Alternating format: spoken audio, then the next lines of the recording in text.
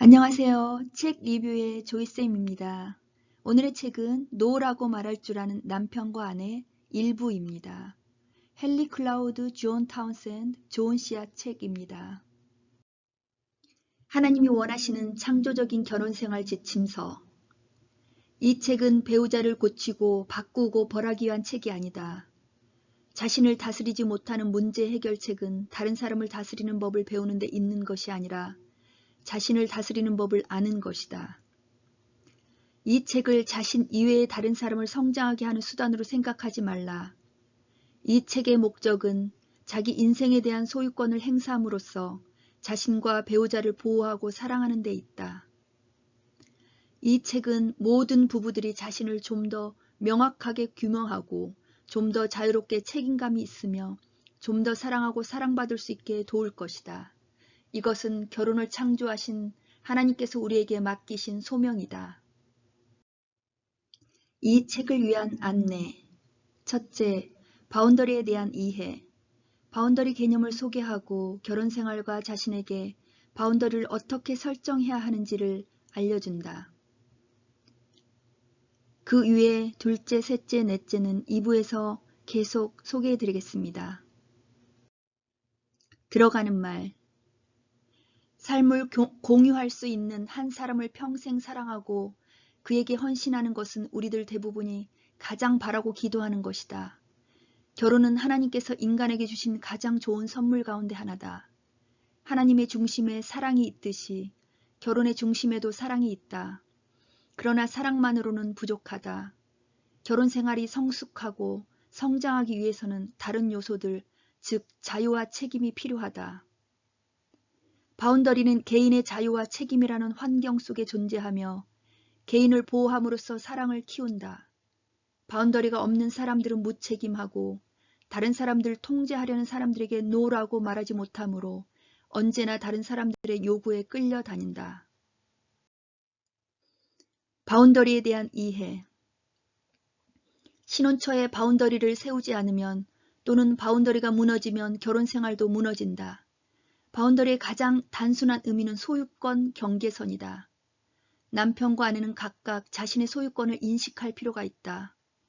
바운더리를 명확히 하면 한 사람의 소유가 어디에서 끝나고 다른 사람의 소유가 어디에서부터 시작되는지 알게 된다. 우리가 고통스럽고 무기력하게 느끼는 이유는 배우자의 태도 때문이 아니라 자신의 태도 때문이다. 우리는 행동과 반응하는 방식을 바꾸어야 한다. 우리는 어떤 한계 이상으로 강요받는 것을 내버려 두고 그에 대해 분개하거나 무기력해 한다. 하나님께서는 모든 피조물들을 자유로운 존재로 창조하셨다. 우리는 서로에게 노예 노릇이 아니라 자유롭게 서로를 사랑하도록 만들어졌다. 바운더리는 자유를 깨닫게 해주고 결혼 생활은 자유에 깊이 뿌리박은 사랑의 관계에 기초를 두고 있다. 바운더리의 예, 말. 가장 기본적인 바운더리는 언어다. 말은 자신의 입장을 밝히는 것을 돕는다. 바운더리로 사용하는 몇 가지의 아니요, 나는 그 일을 하고 싶지 않아요. 아니요, 나는 그 일에 가담하지 않겠어요. 예, 나는 그 일을 하고 싶어요. 좋습니다. 싫습니다. 진리. 진리는 또 하나의 중요한 바운더리다. 하나님의 진리와 원칙은 우리에게 바운더리가 된다. 거짓말하지 말라. 간음하지 말라. 탐내지 말라. 다른 사람에게 주어라. 서로 사랑하라. 인정을 베풀라. 용서하라. 실제적인 예. 남편이 도박을 한다면 신용카드를 폐지하라. 배우자가 계속해서 늦으면 기다리지 않고 먼저 식사하라. 독설적인 대화에는 상대하지 말라. 당신이 나를 벌하려고 한다면 당신과 깊은 감정을 나눌 수 없을 거예요. 상황을 잘 판단하기 위해 일정 시간 서로를 떨어져 지내라. 중독을 피하기 위해 자리를 옮겨라. 신체적 학대는 물론 물질적 학대로부터 결별하라. 결혼생활 바운더리의 10가지 법칙. 첫째, 파종과 수학의 법칙. 이 원칙은 행동에는 결과가 뒤따른다는 것이다. 우리가 정겹고 책임감 있게 행동할 때 사람들은 우리에게 친밀히 다가온다.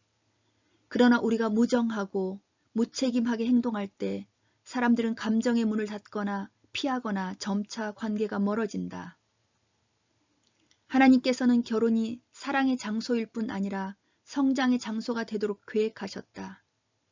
나는 당신을 사랑하지만 당신의 문제를 대신 떠맡지는 않을 거예요. 라고 말하라. 배우자의 행동이 어떤 식으로 마음을 아프게 하는지 말하고 그 행동을 제한하라. 책임의 법칙.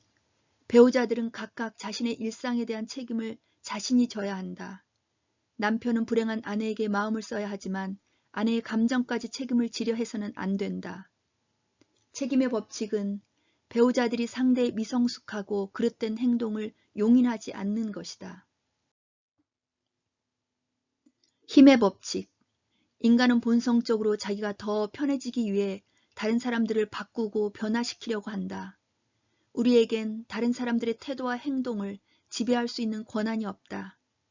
우리는 배우자를 성숙하게 할 수 없다. 우리는 배우자를 우리가 바라는 사람이 되게 할 수 있는 힘이 없다. 존중의 법칙. 존중의 법칙은 자신의 바운더리를 다른 사람이 존중해 주기를 바란다면 우리도 그들의 바운더리를 존중해야 한다는 것이다. 성숙한 성인은 자신이 자유로운 만큼 다른 사람들도 자유롭기를 원한다. 배우자를 사랑한다는 것은 배우자에게 선택의 자유가 있기를 바라고 그것을 보호하는 것을 의미한다. 이렇게 질문하라. 내가 어떤 식으로 당신의 바운더리를 침해하고 있죠? 다음에 내가 당신의 자유를 존중하지 않으면 알려주세요. 아니라고 말할 수 있는 당신의 권리를 내가 존중하고 있다고 느껴지나요?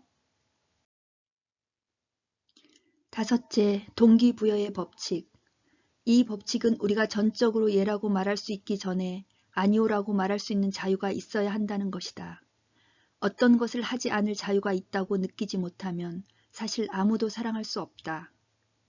다음과 같은 두려움을 지닌 배우자는 결혼 생활에서 바운더리를 설정하지 못한다.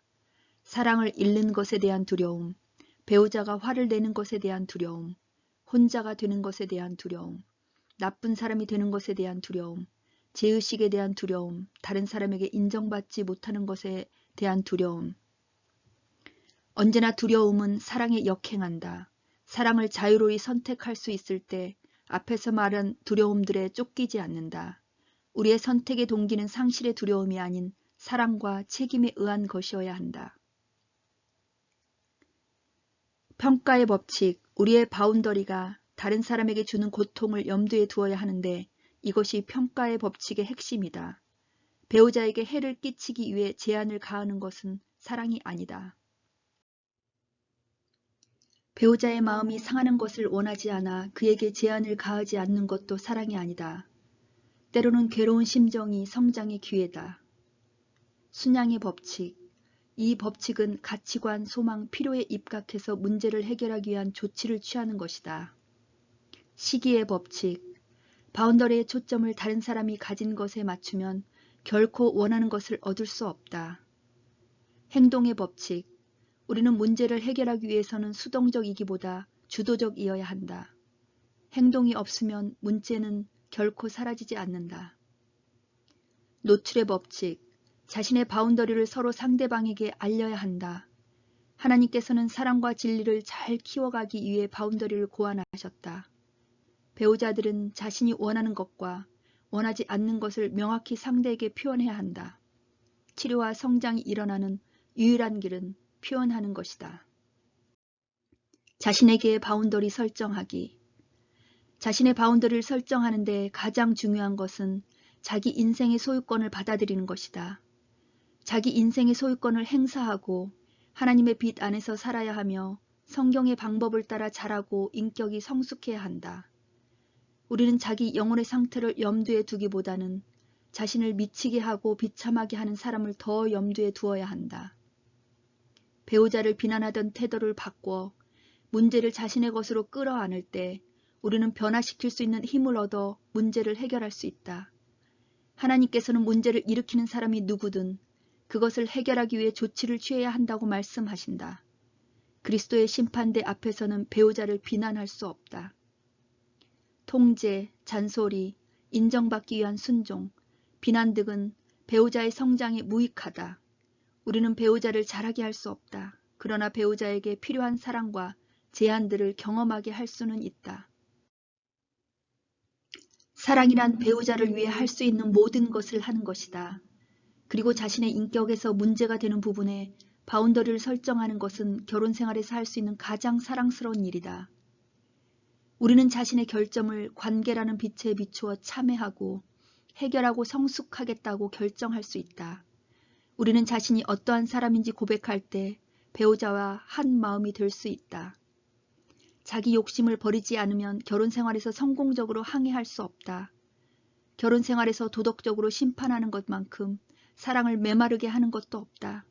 하나님께서 성장하게 하신다. 배우자를 통제하는 것은 결혼 생활에서 바운더리를 갖는 것과 정반대다. 하나님께서만 우리의 결정을 통제할 수 있는 유일한 분이시다. 사랑에 높은 가치를 둔다면 배우자를 통제하려는 자신의 욕심에 제한을 가하라. 자신의 통제가 어떤 영향을 미치는지 알려달라고 부탁하라. 배우자에게 자유를 허락하면 종종 바라는 것을 상실하는 슬픔을 느낄 것이다. 그러나 이런 슬픔을 허용하면 자유로워져서 현실을 받아들일 수 있다. 어떤 사람들은 자신이 아니라 배우자에 의해 자신을 규정하기도 한다. 또한 배우자가 자신의 욕구를 만족시킬 수 있는 유일한 사람이라면 우리는 그를 통제하려는 성향을 가진다. 자신의 자유가 귀하게 여겨지기를 바라는 만큼 배우자의 자유를 귀하게 여겨라. 배우자를 통제하지 않을 때 배우자를 더 많이 사랑할 수 있고 자신의 자유를 보호할 수 있으며 두 사람 모두 성장하는 환경을 제공할 수 있다. 아이러니컬하게도 개별적인 존재가 되는 것이 배우자와 하나가 되는 열쇠다. 토의, 삶에 적용하기. 바운더리는 개인의 자유와 책임이라는 환경 속에 존재하며 개인을 보호함으로써 사랑을 키운다. 바운더리가 없는 사람들은 무책임하고 다른 사람들을 통제하려는 사람들에게 노라고 말하지 못하므로 언제나 다른 사람들의 요구에 끌려다닌다. 당신은 어떤 사람인가? 사랑이란 배우자를 위해 할 수 있는 모든 것을 하는 것이다. 그리고 자신의 인격에서 문제가 되는 부분에 바운더리를 설정하는 것은 결혼 생활에서 할 수 있는 가장 사랑스러운 일이다. 이 말에 동의하는가? 그렇다면 당신은 어떻게 해야 하는가?